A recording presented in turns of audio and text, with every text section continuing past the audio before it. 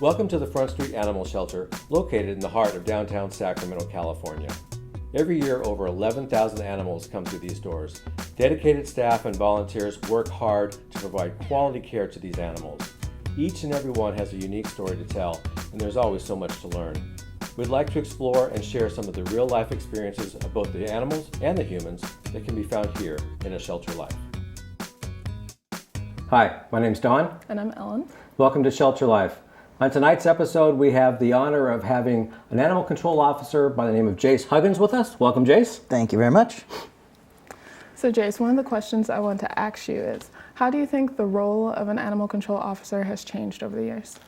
I think it's changed a lot. I think when people think about an animal control officer, one of the first things that pops in their mind is the animal control guy from Lady and the Tramp. And he goes in his little truck and he just pulls all the dogs off the street. Yeah, the dog catcher, exactly. Yeah. And it's really not what the job is anymore. I'll have entire days where I don't even touch a dog.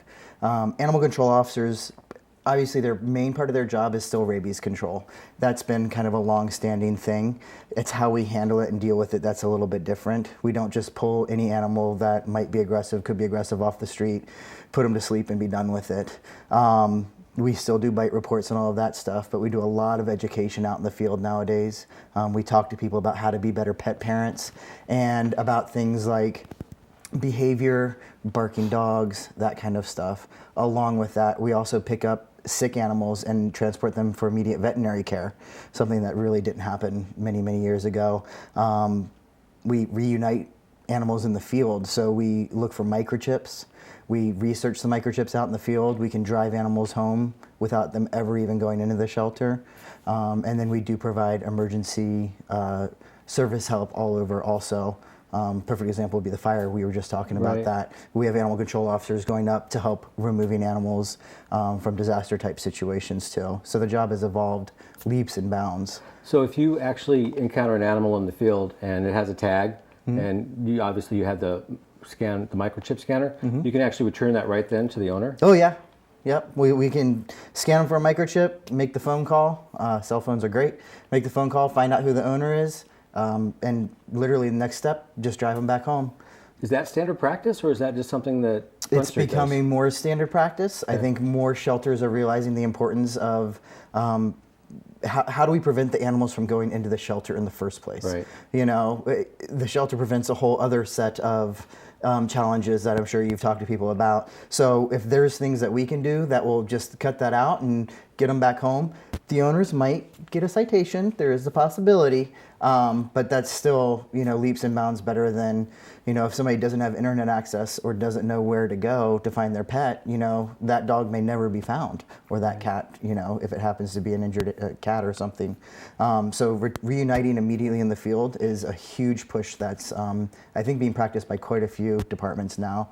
That's pretty impressive, actually. Yeah. So, you're taking that initial extra step right there on the scene to reunite the pet with its owner, which is phenomenal. Absolutely. You talked just a little bit. You talked about education, obviously, and I know that you're pretty well spoken in the community as a very good educator as far as animal control.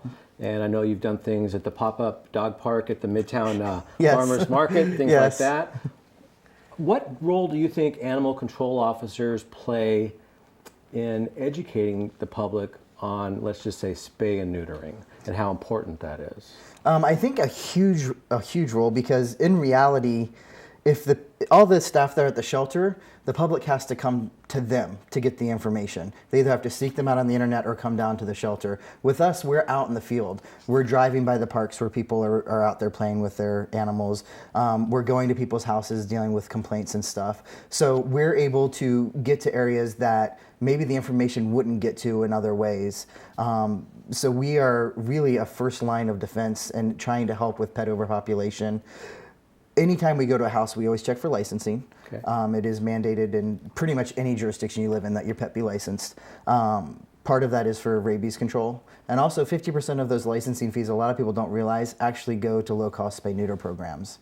So the state mandates that 50% of those fees go to low-cost spay-neuter. So it gives back to our community at the same time. A lot of the things we go to are issues that, could easily be dealt with sometimes with spaying and neutering. Hormones do amazing things. Everybody knows that. And it's the same thing for your animals. And so a lot of the behaviors that we end up getting called out for, dogs getting loose all the time, dogs, going into other people's yards, stuff like that, a lot of that's driven by the fact that these animals are not spayed and neutered. And so we're able to be out there and help people understand why it's important. There's also a plethora of medical things that are helpful with spaying and neutering too. Reproductive type cancers, animals that are spayed and neutered, much lower instances of that. Do you think there's work to be done in educating the public in that area? Absolutely. What do you think, in your mindset, what more could we do?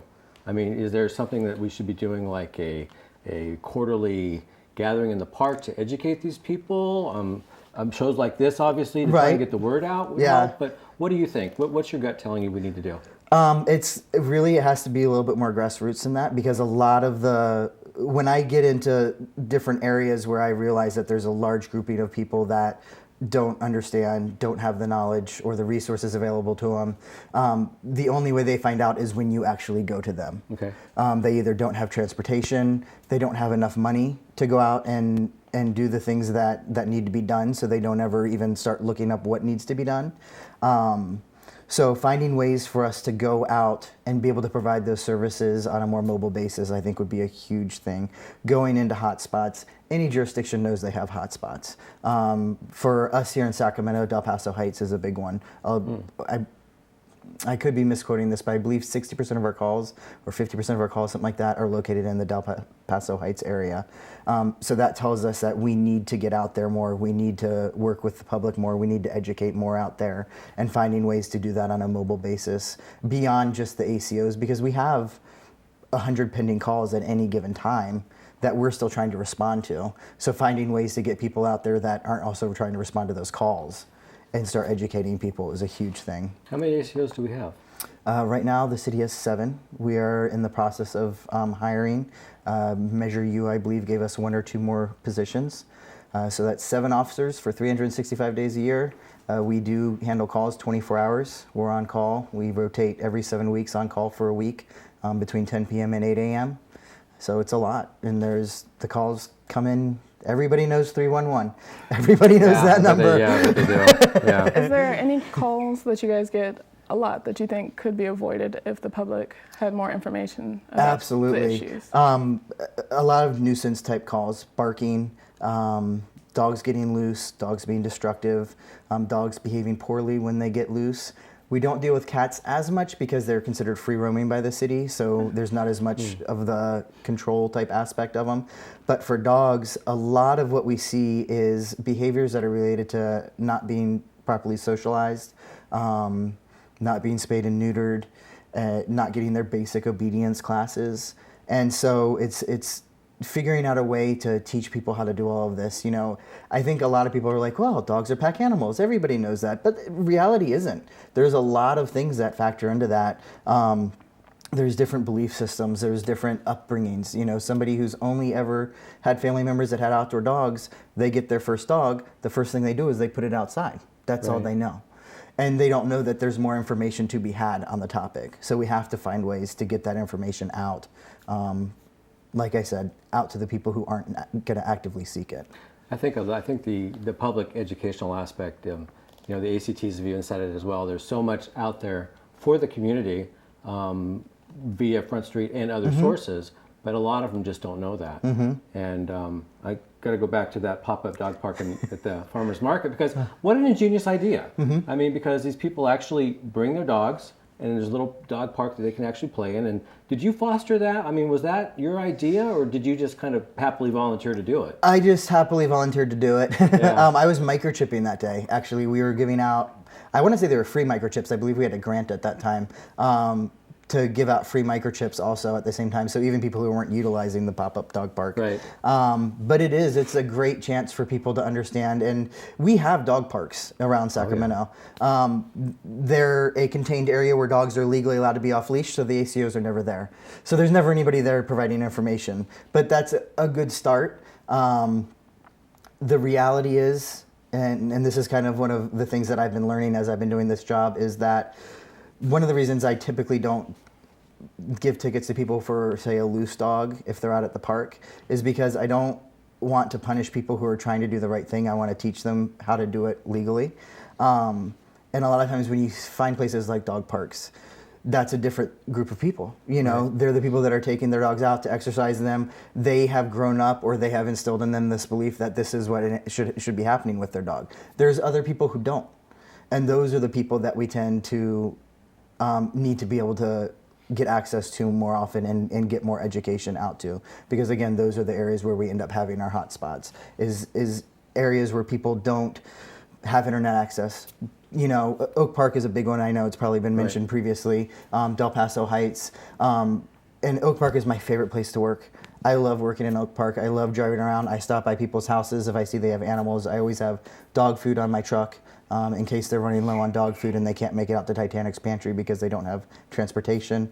And the feeling you get when you're sitting out there with somebody and you start teaching them about pack mentality of dogs, or why their dog may be chewing through their fence every other day, and giving them the tools that they need to prevent that in the future is awesome to me. And it's one of my favorite things about the job.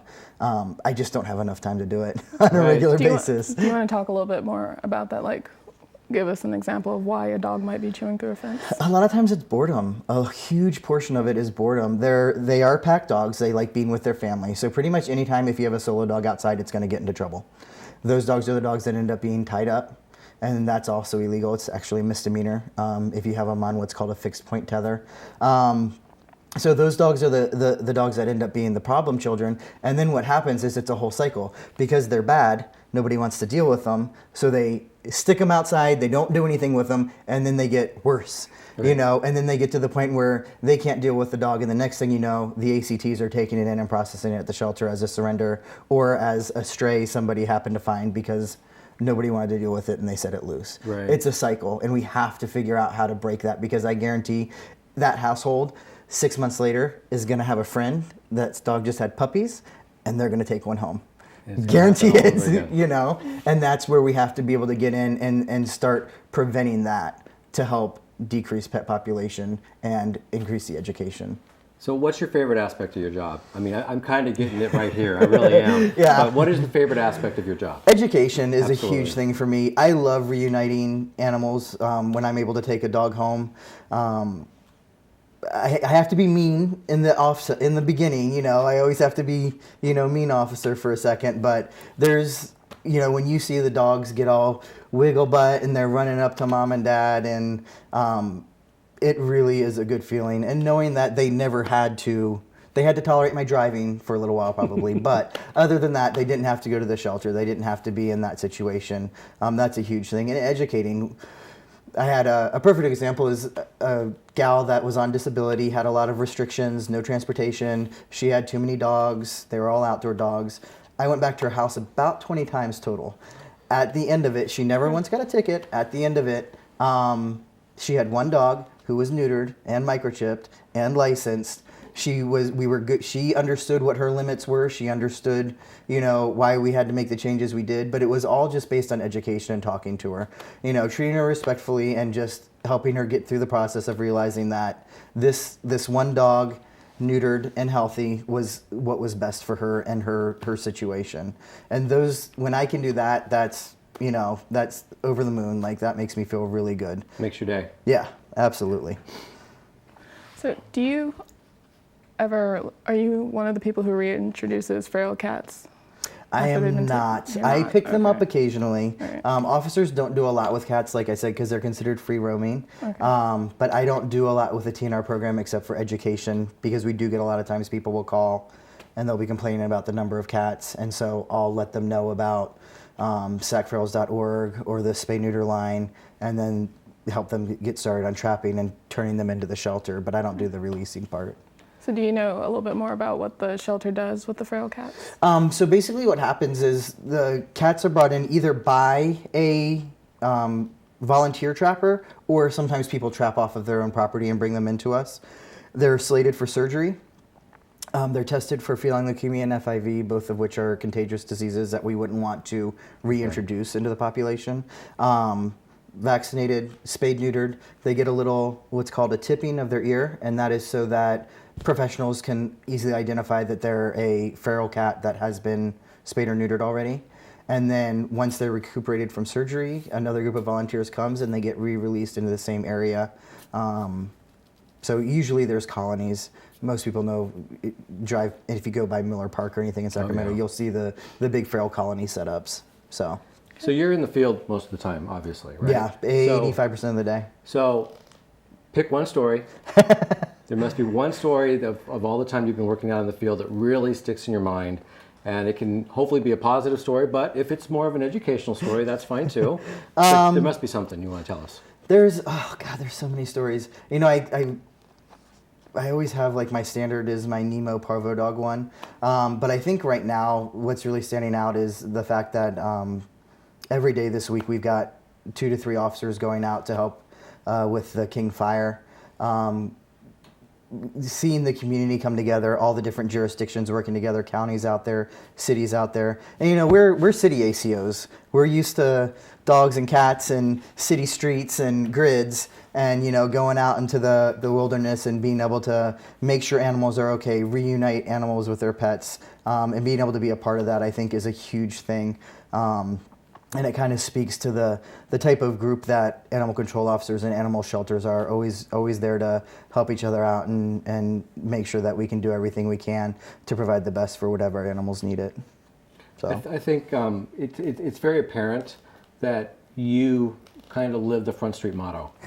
And you know, one of the things that we've talked about with other people on the show is kind of that Front Street can-do attitude. Mm-hmm. And yes, we've improved, but we want to go further. Mm-hmm. And I think you definitely display that flying colors tonight, by all means. And I really want to thank you for coming on the show tonight. It's a pleasure to talk to you. And maybe down the road we can do a little ride-along and get some footage of what actually do in the field. Would be great. Absolutely. Actually would be great. So just remember, everybody, like us on Facebook on Front Street. Go to Front Street Animal Shelter for Sacramento to like us. And don't forget SACsearch.com, SACpetsearch.com, excuse me. Anyway, on behalf of myself, I'm Don Hinkle. I'm Ellen. And thanks so much for watching Shelter Life. See you next time. Hello, I'm Gina Knapp, and I manage the Front Street Animal Shelter for the City of Sacramento.